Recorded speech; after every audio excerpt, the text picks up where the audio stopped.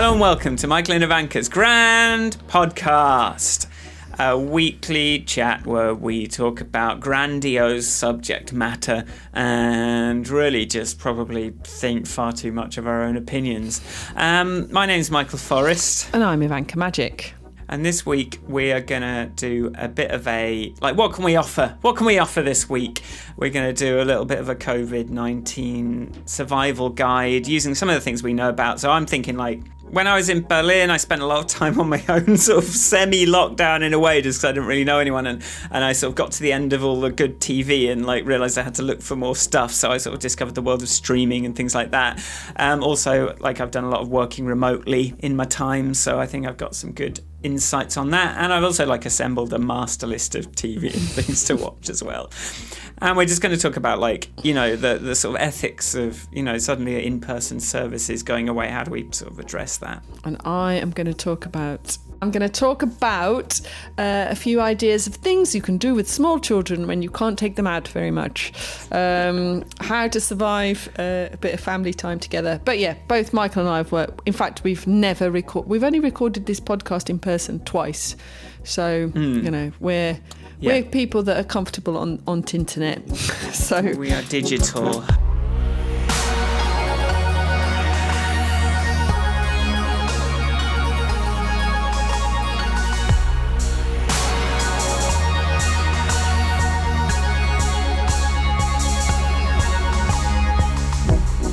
Ivanka, how's it going?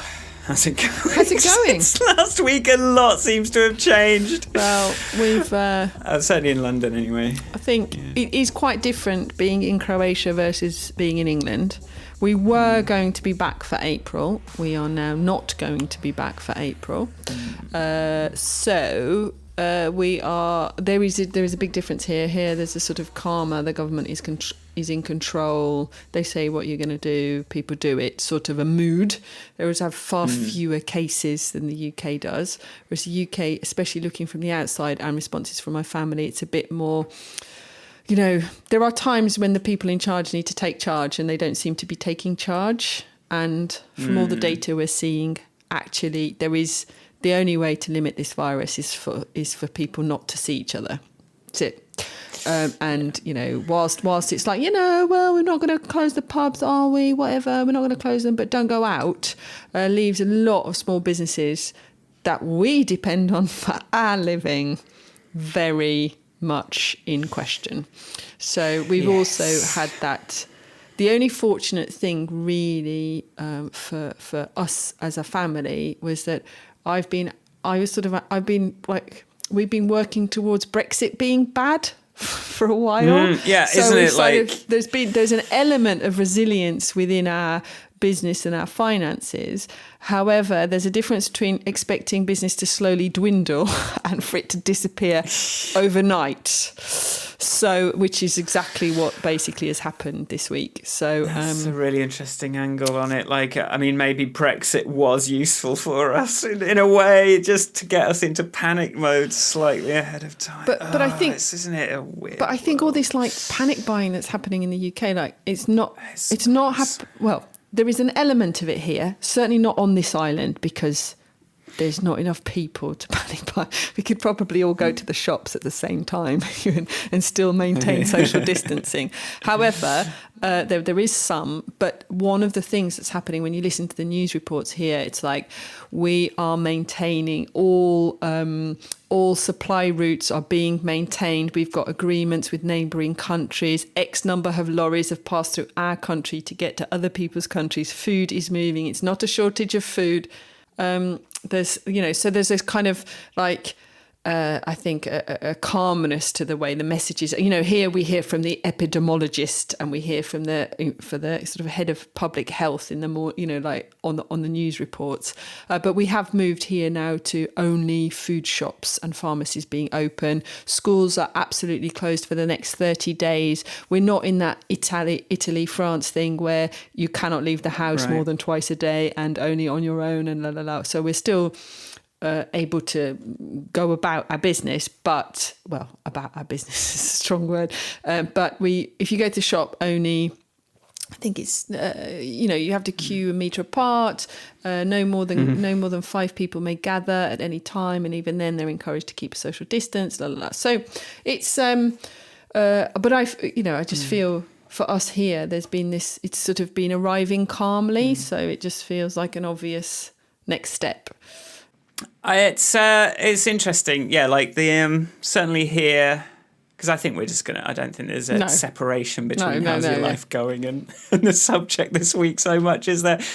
But this, like, I've been like, come on, we'll be all right. Let's not like panic too much about this. But like, just as soon as it inconvenienced me, suddenly that's when I get empathy, and I'm ashamed of myself in a way, but like this is sort of one of the reasons I put the little caveat on the front of last week's episode. I don't know if you listened back to that, but I did put a little intro that was like, I don't know how well this is going to age, but I'm going to leave it.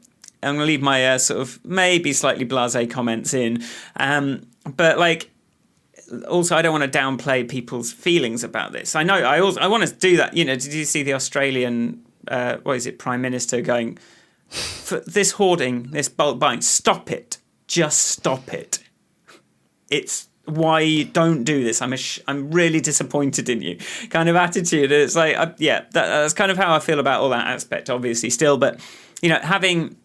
I planned a week off this week, and my only plan for this week was go to the gym every day instead of just like 3 days. And then Monday night announced that my gym's closed, and it's like, well, it's the only thing that I wanted to do this week. And now, it sort of makes you feel that sort of sense of inconvenience and like, and I sort of check it pretty quickly, but like.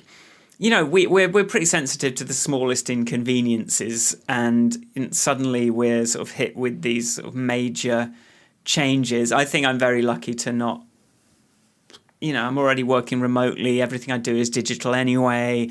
Like, I'm not doing some in-person service. So I'm trying to like check my privilege on all this and hope that it doesn't affect me too much beyond the toilet paper shortage and like the sort of in-person. I sort of thought, well, I better get a haircut in quickly before that place sort of shuts down for the foreseeable future. Things like that. But yeah, I don't know what I'm saying really. I sort of feel like I was already behaving in a kind of remote way already, so it's not too bad. And Sharon's now working from home as well, so sort of like... I saw somebody online the other day go, now that if you're working from home for the first time with your partner, you should invent a third person that you can blame for, Cheryl hasn't washed her teacup up, and Cheryl doesn't seem to have wiped the work surface. So I think, again, Nick and I used to working together. I think on the subject, though, of checking your privilege and I think, we've spoken about change, our attitudes to change, our attitudes to death, our attitudes to all these things that are sudden and shocking. And I feel like I've had enough practice of these things to recognise some of the symptoms in myself. Like Tuesday, my legs were really wobbly physically. I felt really like the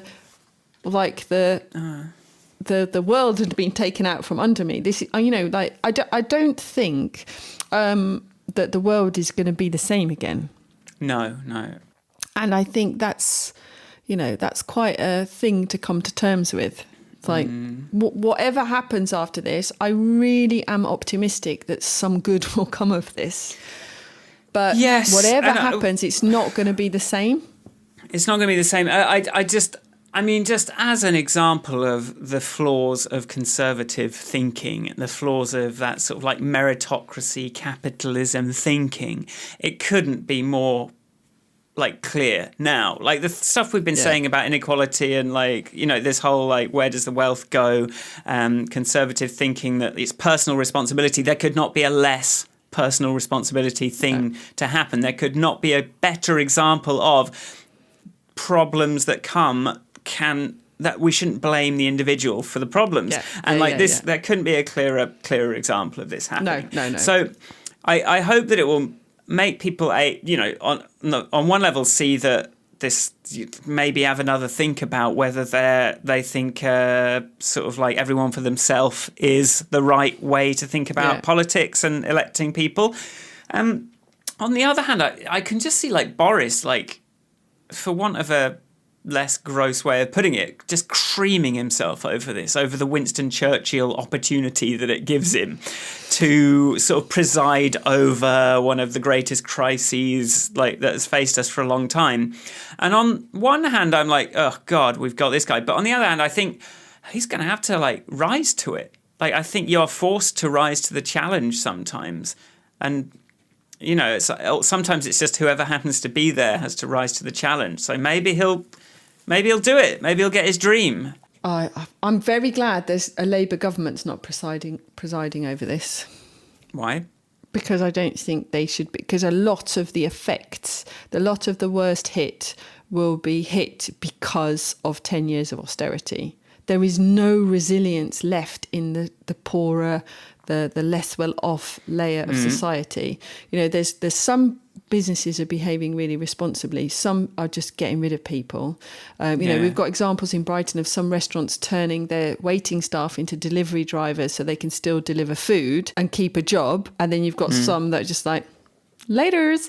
And so, and it's kind of, so there's that element. There is we're listening here to the sort of government epidemiologist. I hope that's how you pronounce it, because I've been struggling to say it out loud all week. Right.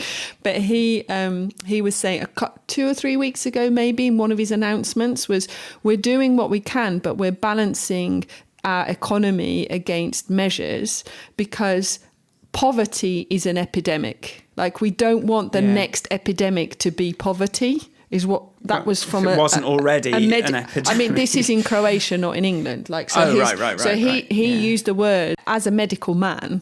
He was saying, he was using poverty as an epidemic in a sentence to say, look, we've got to try and keep things moving if we can. I mean, they've gone more and more strict on their measures, and Croatia's only got at the moment 100 odd cases, but that is a population of 4 million. So I don't know. Nobody seems to be reporting on proportions. They are reporting on figures, which I'm not sure is. Anyway, I think that's why I'm glad a Labour government's not presiding. However, so they don't get blamed. However, I think a Labour government would move more quickly to going, right, everyone have some money. Let's have some. It's the value. The values would be more compatible with the problem that needs to be solved. But at least, like, Conservatives are going to have to. You hope they're going to have to look at them. Well, in America, values. I know we this is about, this is not the universal basic income episode, but American Senate was, I think the House Finance Committee has debated universal basic income of $2,000 per person while this situation lasts. The fact that it's even being debated is like a very conservative American government, which are like the ultimate libertarians, are even contemplating that giving all of us some money so that we can keep moving. Because something like this needs, like, that's kind of what I'm waiting for in terms of the sort of ethical concerns of like, I mean, for me, it's more like, okay, my gym has shut down. But it's really expensive. And now I'm not getting that in-person service, and I'm sort of on this like, well, what do I do? Like, I don't want to pay for this, but also I don't want them, as you sort of asked, do you want them still to be there after this? Of course I do. Like, they're really sort of like, it's a really kind of important part of my routine and my life, and I do not want them to go away. But it's just like it's a tough pill to swallow. To like, okay, so who's and I'm sort of waiting for that announcement. I'm waiting for Boris to come through with like, okay, what are we going to do about this? What are you going to do for those people that just happen to run in-person services or stuff that you need a lot of people in a space for it to be a thing, clubs, all those kind of things, like sports, all that kind of restaurants, stuff as well, spas, cafes, tourism, everything that versus those of us that can just go off and work. And even like my plumbers and like my brother, like I was worrying about a bit, but he's he's just been working on a bathroom for someone for a little while. So he's kind of got a medium-term job to just kind of knuckle down on. But in terms of house calls, that's kind of gone away. So it's a sort of arbitrary slice. It's an obviously arbitrary slice through like what people happen to have chosen to do with their lives. And Boris needs to come through and say like, okay, well, we've got your back for the duration of this. Like, and I think it needs to be universal basic income. And I think but until they sort of announce something like that, all of us are kind of like, well, what do I do? Like, I want to be loyal. I want to keep this thing open. But like, I don't know what's happening. No one knows what's happening. Well, I can speak about this from two perspectives. One is as a trustee of the Brighton Natural Health Centre, which is a charity but that runs yoga, Pilates, all those in-person services that you're talking about, all that are to do with well-being. We have community meditation. We have all these things that are for everybody's well-being. We had to shut our doors this week, obviously. We're looking at alternatives for online classes and that sort of malarkey. But basically, if people cancel everything and ask for refunds on their class cards, we will not be, after 40 years nearly, the centre will have to close. And it's a question of, if you used to do one class a week for a tenner, could you still buy a gift voucher for £10 a week for now? If you are lucky enough to be working in an industry where your wages haven't been cancelled, you are able to work from home. I completely, as anyone who knows me knows, that I don't think it's the individual's responsibility to step in. Government should be solving this. That is not happening right now. How do you show the people that the businesses you want to continue to do business with, that you want them to be there? I mean, we did this post for Restaurants Brighton, which was about, if you can order online. If you can't, some of them are food shops, so you can go and buy cheese and bottles of wine. I mean, there's no real reason why you couldn't be sitting at home eating really well and healthily and having lovely food. And, so go buy nice things. But also, really, if you can't afford to support them financially, go and write them a really nice review on Google and TripAdvisor, and if it is a restaurant in Brighton, on Restaurants Brighton, because that is actually going to help them when they are allowed to open their doors again and they've got the 5-star reviews, and it'll make them feel better in the meantime, to get a lovely message online for posterity going, I really miss you. I think your service is excellent, and I'm sorry that I can't help you right now. That would be a nice thing to do, because people are losing their businesses like in a day at businesses that have existed for 20 years. It's not this is, quite, the economic repercussions of this are dramatic.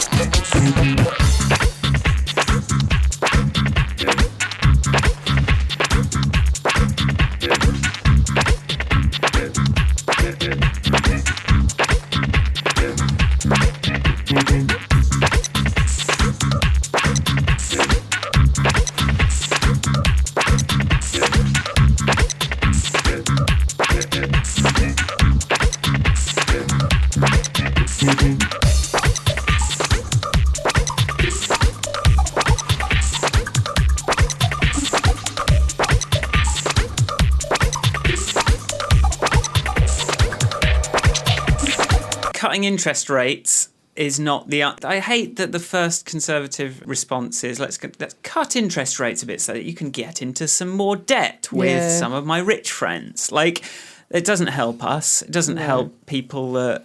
We need more than that. We need you to actually put money up. We need the tax avoiders to grow a conscience. We need the Zuckerbergs and the Bezoses to grow a conscience. and realise that they have been farming. It was all very well when things were stable enough for them to just sort of get away with it. But like, you cannot, with a clear conscience now, surely like continue to feel okay about just having farmed out our attention, having avoided all your taxes for a long time now and taken way more than your fair share for a long time. And it's left the welfare state, it's left the rest of us in like unable to protect ourselves. And you know that a lot of like the rich people are going to isolate themselves in the way that they always do. But you would hope that this would, I don't know, like disaster capitalism, maybe disaster situation, maybe some people will grow a conscience. And I've been saying, you know, I did my fake tweet yesterday. Thanks, Mark and Jeff, for announcing your universal basic income for everyone. I think that's really going to help. Or, you know, although I sort of divided, you know, if you divide Jeff's money by 7 billion, unfortunately, it doesn't go very far. So that's the only flaw in my idea there. But the I think what's interesting on the subject of the very rich isolating themselves, I did read a thing to say that, you know, there was more interest in private jets at the moment. but apparently, but then the bloke in the interview went, not that much more, but a little bit more. And then apparently, you know, more exclusive locations and holidays. But the fact that we've got some big celebrities coming out to say they've tested positive, like Tom Hanks, you know, like these are people that could and should be quite well insulated from the, you know, the you know, the lower echelons of society, sweaty population. So I think it's a leveler. Like if you can't see it as a leveler, then. And I hope that, you know, one of my hopes is that this will, you know, take the pressure off Muslims, like take the pressure off us, stop us othering like groups and realise that like we're all in the same boat. Yeah. Like I hope some good like that will come out of this. Yeah, I spoke to my cousin the other day, who's a, you know, Croat from Herzegovina, who fought he was of an age where he fought in the war, and he was very angry about somebody who had come back. He's a truck driver, come back from Italy, and then on the Saturday and then on the Sunday gone to church in the village, and the police came and arrested him and put him in quarantine. But it's like, what, you know, he was livid. Like, what sort of an idiot does such a thing? There have also been a couple of examples here of very poor behaviour from doctors. And one in Herzegovina, one in Croatia. But he's like, these people should be done for public endangerment. They should be done for attempted murder. And he used the word terrorist. He was like, this is terrorism. If you know that you are infected or could be, and you go into a public place with vulnerable people, he goes, what's the difference between that and getting a gun and firing willy-nilly, not knowing who you're going to hit? Yeah. You know, it's quite, it's a big deal.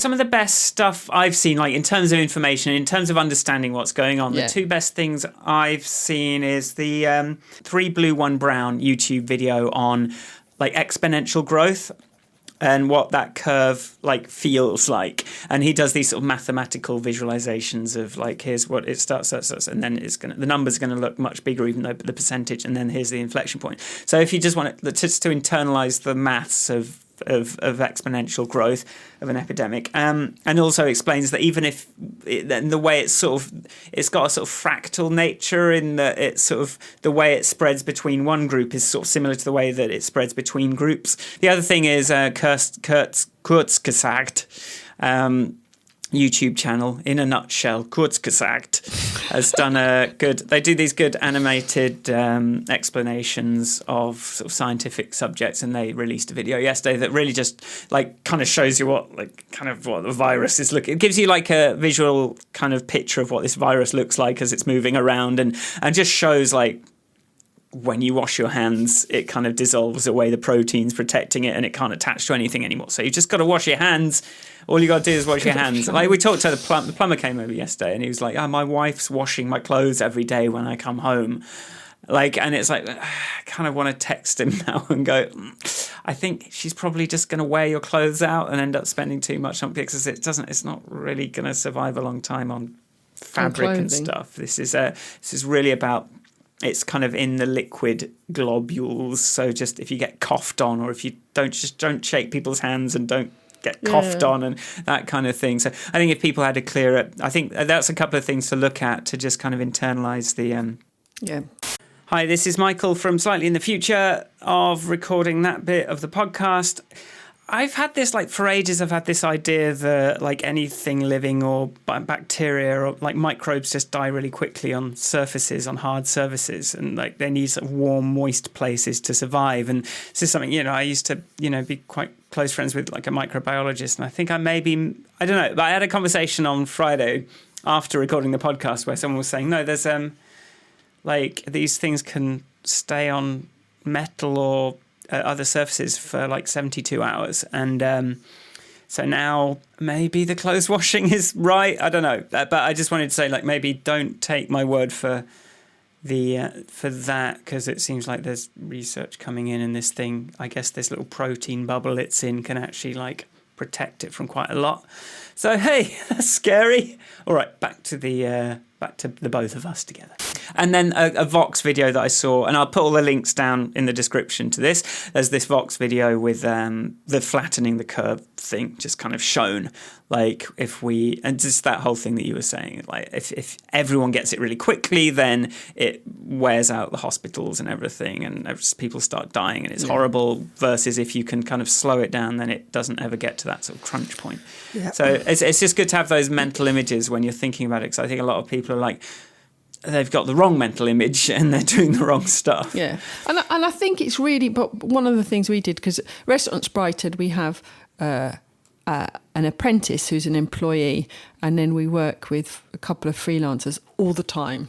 And we've been having morning we talk a lot. We've always worked remotely. We've never had an office, so nothing's changed for us in that regard. But we we have the morning meeting, and our apprentice is 19, and she's like, it feels really weird. And I was like, yeah, it does. And it's okay, like, it's really okay for you to feel really weird right now, and to feel like this is like a movie, because, everybody feels like that. And, that's all right. We just got to do what we can every day until it changes. So I think it is really, really weird. Like, nobody. I was saying to Nick, and my sister, I was like, I've been waiting for that, climate to kill the world for years now. Yeah, it's like, this was not on my risk plan. Exactly. It's so weird. In one way, I'm like, why did I waste so much time worrying about Brexit? Like, why did I waste all that energy? But, like, I think that it's given me some hope that, like your comment earlier about maybe it sort of helped us get into a state of preparedness. I want to try and make sure we do something positive. Put a bit more value into this, put a bit of value into this to help people. So working remotely, I saw, well, we can talk about working remotely, but just to come back to your, I just wanted to say, like, so on Facebook, I've been doing a bit of, I was waiting in the optician. I got some glasses. I've got some new glasses. Oh, nice. Well, I was waiting there for ages. Here's a little brief funny story. I was sitting there for 20 minutes in Specsavers, and, like, I hear the phone kind of come on speakerphone, and I hear, there's a guy, like Michael Forrest, she's come down for for the glasses, but she hasn't even given me the frames yet. And I'd been there 2 hours earlier to give them the frames. And I was sort of sitting there going, and I texted Sharon, I'm like, I wonder how they'll spin this. And then, like, 25 minutes later, this woman sort of comes over and goes, oh, sorry, we've just, it's going to take a little bit longer just because we've been doing some extra quality control on it. And I went, well, I heard him say that you hadn't got the lenses until after past, so, it's fine. Like, I'm kind of off work, but, like, I did it with a smile, but I was sort of like, yeah, sorry. Anyway, what's my point? I was going to talk about fact-checking people on Facebook. So as I was sitting in that waiting room, I was, like, on Facebook a little bit, and I noticed some people spreading some nonsense, and so I said, can you not do that, please? Because this would not make any sense if this were true. And I won't name and shame, but it was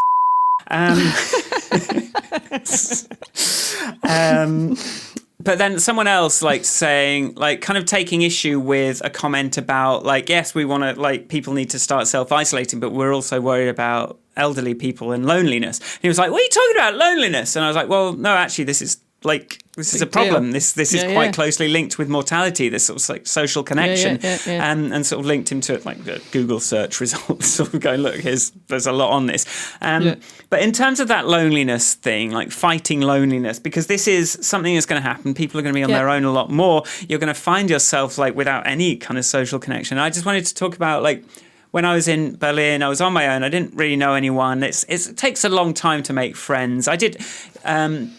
And like after a while, even though I did sort of work in an office with some people for a bit, I ended up sort of like working from home for large portions of it and sort of running out of TV to watch. And that's when I sort of started to discover this more long form sort of like stream video on demands on YouTube where someone's, you just have a bit of background chatter for a couple of hours and they'll just talk about stuff and it'll sort of be like you've got a couple of friends there.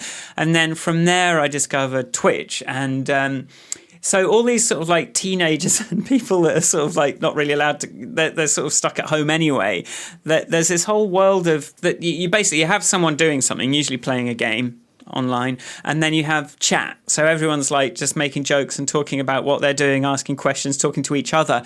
And that I found like a really nice, that's a really good way to find a little bit of background noise, a bit of chat, a bit of community that isn't going to sort of get you infected with a virus and make you into a sort of terrorist mass murderer.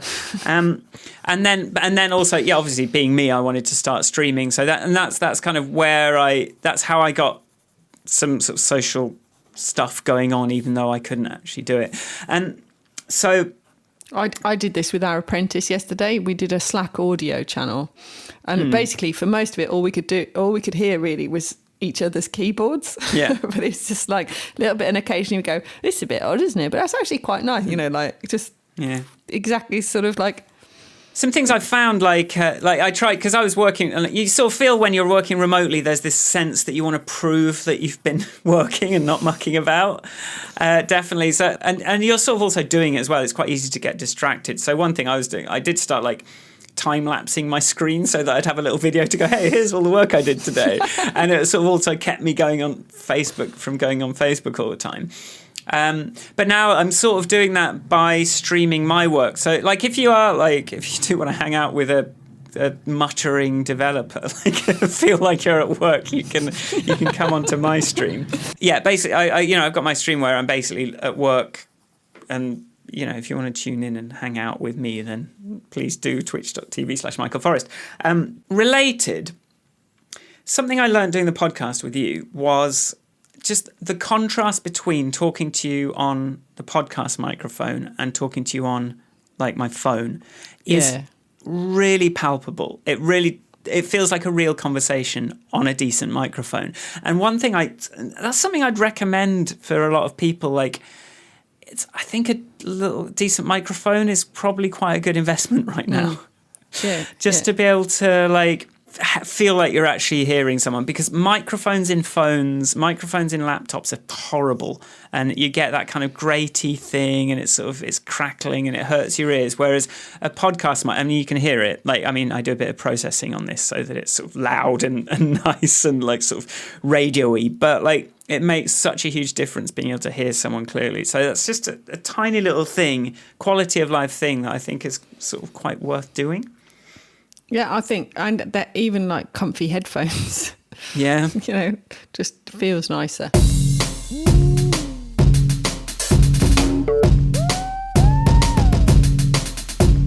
In terms of like working from home, like, and it's weird because it's something when I first started working on my own, like I made it a point to every day go outside to get a coffee at least.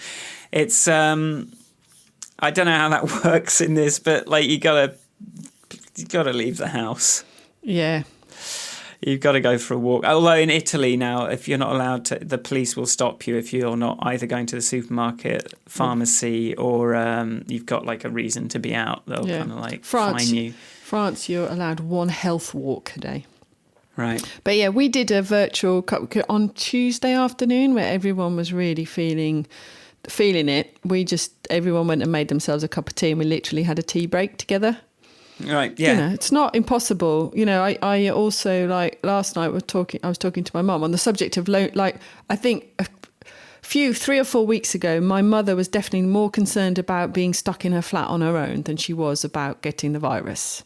You know, that's been sort of slowly processed and shifted through. So she's bought plenty of knitting and but you know, but also, like, I'm making a point of video calling her 3 or 4 times a day instead of just one time a day. We're kind of arranging a glass of wine, virtual glass of wine for the whole family, you know, and my sister's doing a virtual dinner party with some friends. So they're, you know, like, it's not the same, but it's nice. And in that case, like, honestly, like, and this goes for video production of any sort, but like, the sound is what sets it apart. The picture can be bad, but if the sound is bad, it doesn't feel right. No. So that's, again, I kind of come back to that microphone tip. Yeah. One thing I did notice yesterday, which is a really fun thing, which I liked a lot. So the Royal Academy did a thing yesterday going, who can give us the best picture of ham? And loads of people drew pictures of ham. Right. And then Lego joined in on the thread and went, never mind who can draw a ham, who can make the best ham. Right. And I don't know what they're doing today, but it's the simplest little thing that makes people feel connected. Yeah, like, it's those little tiny things. It's like last week's episode, it was interesting listening back and going, we're sort of trying to do the high-minded stuff. I don't know what was going on last week, but as soon as we start talking about toilet paper, and my family WhatsApp group as well, as soon as we started talking about toilet paper, instant hit. Everyone was involved. It's just weird that toilet paper is the thing that gets everyone talking. And it has, I think we need to probably like get back down to the sort of like direct, stupid stuff in order to be able to find that connection.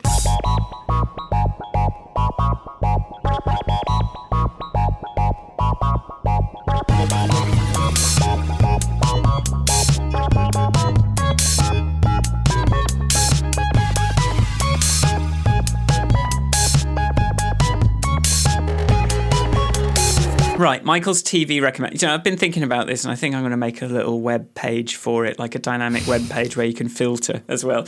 But this is me. I thought I'd try and like, of course you are, because you asked last week. Well, I'm going to use Coda, but last week you sort of asked me for some, and I was at a bit of a loss for TV shows, and I was like, right, let's put this together. So here's some stuff. If you have not seen it, it comes with my stamp of top tier good stuff. Right. And I will try and sort of like caveat some stuff. So at the top of the list, I've got like David Simon stuff, so The Wire, but this is stuff that you've really got to sit down and pay attention to, and The Deuce as well. It stars James Franco, unfortunately, who I would call the hardest working mediocre actor in Hollywood. Like he's replaced. But it really gives you sort of an insight into the lives of sort of prostitutes in the 70s in New York. So I think it goes like 60s, 70s, 80s. And this is like HBO stuff. And then like if you really sort of get into David Simon stuff, he's done a couple of other things. So Treme, which is like music in New Orleans. Jumping off from that, like James Franco playing 2 different characters, I would then kind of plug that into Counterpart, which stars J.K. Simmons playing 2 different characters. And it's just, you know, he doesn't resort to different hairstyles or anything, but he has 2 different people. It's like there's a interdimensional Berlin Wall is basically the premise of that. So like this weird thing has happened where there's 2 realities have sort of branched off, and it's set in Berlin, and it's, you know, it's really cool. We've got we've got like an anthology series where like each season is sort of self-contained, so that they can have quite big name Hollywood stars do it because they don't have to commit to like 7 seasons. You've got Fargo. Season 1 is just it stars it's got Billy Bob Thornton in one of the most terrifying things you've ever seen, and it's got Tim from The Office. I'm just going to say Tim from The Office playing a guy in in Fargo in Minnesota and doing just a perfect Minnesota voice. But that's just, it's a crime thing. He kind of like, you know, does something bad, and this villainish guy sort of helps him cover up a murder kind of thing. And it's just, but it's got that Fargo, it's based on a true story. It's not based on a true story, but we say it's based on a true story so that you'll believe a slightly more far-fetched but more sort of realistic story in a way. And then Noah Hawley, who wrote that, was also responsible for Legion, which is a superhero thing, but like mental health intensive superhero Marvel thing, which stylistically just goes really, really extreme. And I think he sort of took some confidence from Twin Peaks: The Return in how far TV can be pushed into abstract realms, and sort of does that, but in this sort of superhero type setting. Another anthology thing, True Detective season 1 is another one which stars Woody Harrelson and Mumble Man, what's his face? Matthew McConaughey. Did you call Matthew McConaughey Mumble Man? Yeah, Mumble Man. For films, I just thought I'd say like Marvel and superhero stuff. If you haven't seen any of them, I'll tell you the best ones. On Netflix, Jessica Jones is probably one of the best things on there. Very violent, very good. Marvel ones, Iron Man 1, Iron Man 3. The second and third Captain America films are brilliant. The first Avengers film is brilliant. Guardians of the Galaxy 1 is brilliant. Thor Ragnarok is just the funniest. Taika Waititi.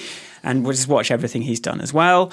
Infinity War and Endgame, just, these were cultural events for a reason. The Spider-Man ones are good as well. And then in terms of non-Marvel stuff, like Joker, good, like I'd recommend.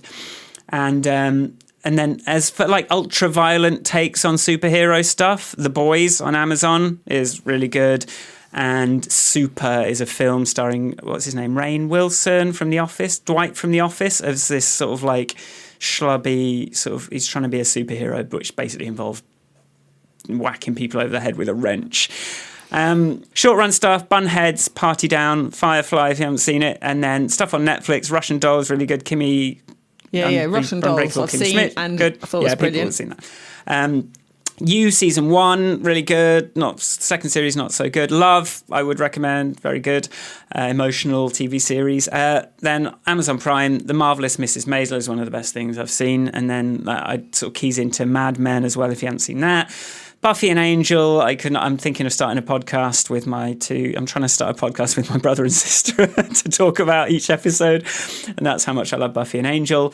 Glow as well, if you haven't seen that. Then there's Sex Education, Big Mouth. There's also Brooklyn Nine-Nine is on Netflix. Bollywood stuff that I would recommend if you want to read some subtitles, but watch something pretty amazing, but like a bit out of the normal kind of thing. 3 Idiots we watched at the weekend. Weird combination of tones. It's a sort of slightly madcap thing, but then it's got this suicide theme in it as well. So it's a weird tonal kind of juxtaposition there, but absolutely cried so much during that film. Padman, I mentioned before, Zero is worth a look. Then for longer stuff, like sort of there's Drag Race, there's Queer Eye, there's Tidying Up, and then other stuff. Dear White People was good. Medical Police was kind of funny in a silly way. The Politician was really good. It's only 1 series so far. Mindhunter, if you haven't seen that, is really good. Everyone's seen Stranger Things. And then like comedy auteur stuff, Crashing. I'm going to say Louis, even though he's been cancelled, but like if you're sort of into that kind of thing, there's Louis, there's Maron, there's sort of like Curb Your Enthusiasm in a way as well. If you haven't, I assume everyone's seen that. Fleabag, because I was like, there's got to be a woman in all this, hasn't it? Yeah, obviously Fleabag is one of those. Master of None, again, another cancelled guy, but it's really good. Atlanta, really good. And then High Maintenance is this guy doing this thing. Another one, Watchmen, if you haven't seen that was recent. And then just anything in the Armando Iannucci canon. The film Death of Stalin, definitely worth a look. Avenue 5's just been on, Veep, all those kind of things. And then I'll stop it there. So that's my sort of mega list. I'll put more things on. I'll put a link into a little thing so you can filter by, do I like violence? Do I like subtitles? Do I like this? Cool. I'm looking forward to that. I've been using that what should I watch tonight or what movie shall I watch tonight site that, Oh, this is my top tiers, and a lot of those lead into like other things as well that are sort of quite good. Cool. But well, I think Roz at one point had a telly Trello board, so maybe if maybe this is your time to share your telly Trello boards and wish lists and join forces with Roz. Though I have to say, Nick and I are spending our evenings talking at the moment. It's like, should we watch something on telly? No, I just can't. I can't. We need to say things out loud and process and go. Anyway, I've got 2 minutes. A couple of jigsaws on the go as well, so just get jigsaws. Ravensburger, don't get the Gibson ones. They're not very good. But you can't tell if you got it right. I'm going to play us out with a song. called Nothing Bad Can Happen, which I think will give you... It's just remember that nothing bad can happen, really. Really, when all's said and done, nothing truly bad can happen. There's always a different way of looking at everything. So here's a song for that sentiment.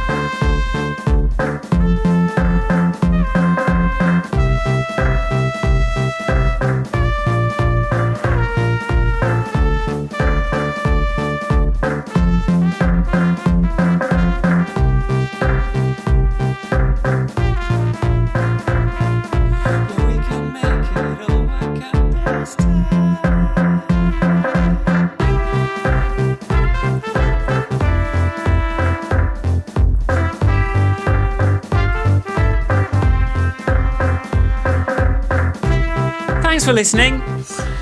Thanks for listening. Follow the links. We got loads of those links. Have a look at the links, and we're going to start putting probably some of this stuff throughout the podcast because we need to. I think I'm in marketing mode at the moment. I'm starting to think about SEO. I'm starting to think about how we're going to get people to do things. But you can, you can find our websites, and if you like it, bye. Bye. I've really got to go. This guy's going to call me. I can see you worrying when nothing bad can happen.